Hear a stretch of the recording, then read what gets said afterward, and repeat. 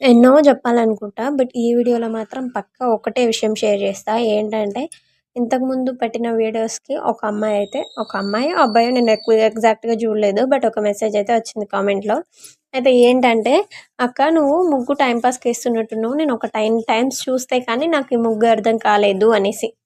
అంటే నాకు అర్థం కానిదేంటంటే, నేను టైమ్ పాస్‌కయితే వేయట్లేదులే గానీ, నేను సీరియస్ ఏం చెప్పట్లేదు.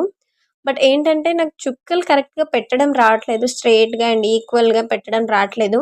అలాగే ఈ ముగ్గు కూడా నాశనం చేశానేమో అని నా బాధంతా.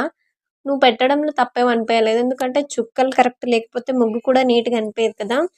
బట్ ఇప్పటి నుంచయితే ప్రాక్టికల్‌గా పక్కా ప్రాక్టీస్ చేసి, చుక్కల్ని కూడా నీట్‌గా పెట్టి, అప్పుడు ముగ్గు పెడతాను. ఓకేనా? నచ్చితే లైక్ చేయండి. కొంచెం సపోర్ట్ చేయండి. తప్పకుండా ప్రాక్టీస్ చేస్తాను. నాకు నచ్చుతుంది. మీకు నచ్చినట్టుంటుంది కాబట్టి.